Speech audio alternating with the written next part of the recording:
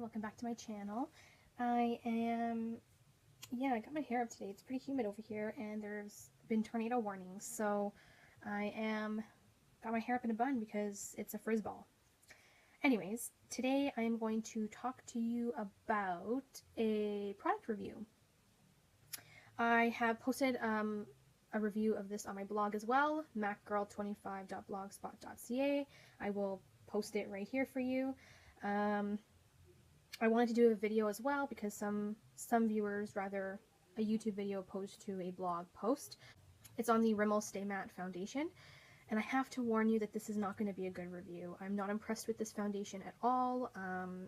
I have had it for a few months now.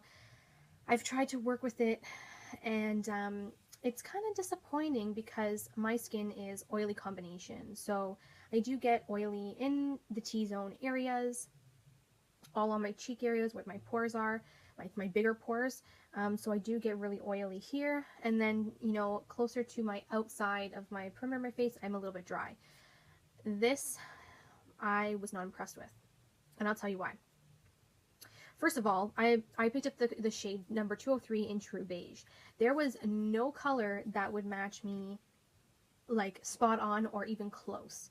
So the shade, this is the closest shade, and it looks like I'm a ghost. See that? This is horrible. Okay?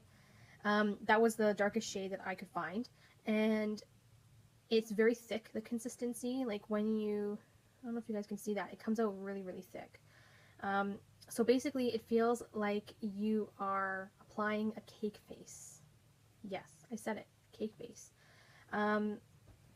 So the shade, there's not a very large selection of shades. If you are in between shades, you're really not going to get a shade that matches you relatively close.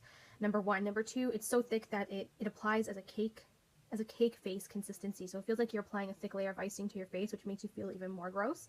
It's very drying. Yes, it says stay matte, but usually the higher end mattifying foundations are not, they don't look like you're applying a layer of icing to your face. They look more of a natural application. This is not. This basically looks very fake. It doesn't look natural at all. It is full coverage, but because of the consistency and how thick it is, it looks very fake on your skin because it is so thick. The shade doesn't match. It just doesn't blend well. I was very disappointed in this. The long wearingness, the longevity to wear it. I felt gross wearing it because throughout the day I could just feel it sitting on my skin. It wasn't one of those type of foundations where you don't feel anything on your face at all. Like, you can feel the heaviness of this type of foundation. I tried using it with my Sigma brush, and that was a no-no. The only way I could use this to try and use up the product was to either mix it in with a more liquidier, darker foundation and applying it with a damp beauty sponge. This is way too drying for me. I'm telling you girls who are very dry skin, and I'm not dry skin, this is way too drying for me. The Stay Matte foundation is way too drying for me. I had to apply it using a wet beauty sponge. So you can imagine how gross that is. Another thing is that this product, one of its top ingredients is talc. T-A-L-K. Sorry. T-A-L-C. And talc is very well known in the cosmetic industry to cause breakouts in women, in girls, in teenagers, whoever. So if you are a sensitive type of skin person, you know that talc is a no-no for you.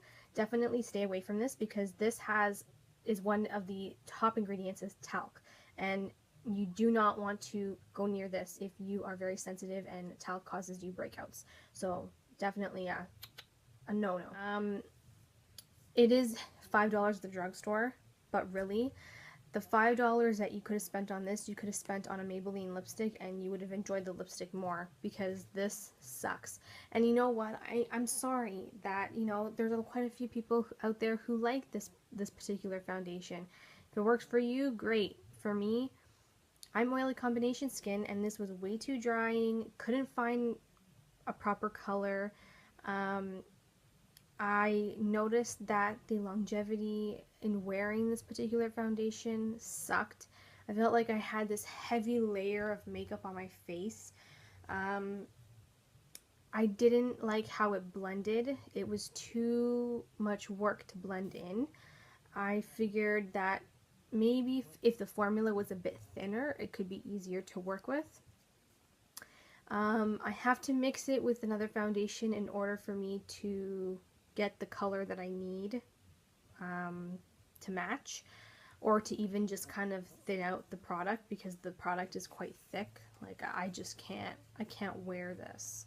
And it's actually quite pink as well. You guys can't really see it on camera because of my lighting, but on my hand, when I look at it, it's quite pink. It's not olive tone, and they don't have olive toned shades in this line. So I think the line is more of a pinkier tone, which is probably why it doesn't really match well to olive skin tones. So definitely, if you're an olive skin tone, you might want to stay away from this as well. But yeah, so I wasn't impressed. I did get it, you know, for $5, but I'm not a fan. I definitely am not a fan. It is matte, like how it says, stay matte. It is matte. But the consistency, the color, the ingredients, especially the talc ingredient, causes breakouts, and I'm very acne prone. Especially if you're acne prone, talc is not a good thing for you to put on your skin. So definitely avoiding drugstore foundations with this type of ingredient, and this is one of them. I'm trying to use it as much as I can in conjunction with other foundations, just to use the product up. If I had my receipt still, I probably would have returned this. I don't have my receipt, so I'm stuck with this, unfortunately. But if I did have my receipt, I would definitely return it. I lost the receipt. I don't even know where it is anymore. But yeah, so that was my lovely review on this little guy. Usually I like to give you guys positive reviews, but once in a while I like to show you guys what's out there that I'm not really loving, just to, you know, to give you an idea of my thoughts and opinions on something that didn't work for me. It may work for you, it may not, but you now know my reasonings on why it didn't work for me, and maybe those could be the same reasons it won't work for you. So that's why I try to give you both positive and negative feedback on products, so that you know what's out there, and to me what works for me and what doesn't. So this one was in my book, not happy about it. But anyways, moving along, that was my review for the day. I hope you guys enjoyed. I will be posting another book review very shortly. I wanted to let you guys know, and I will be doing more product reviews in the near future, so stay tuned. Please don't forget to comment, rate, and subscribe. It is free, and I will see you all in my next video. Bye, everybody. Mwah.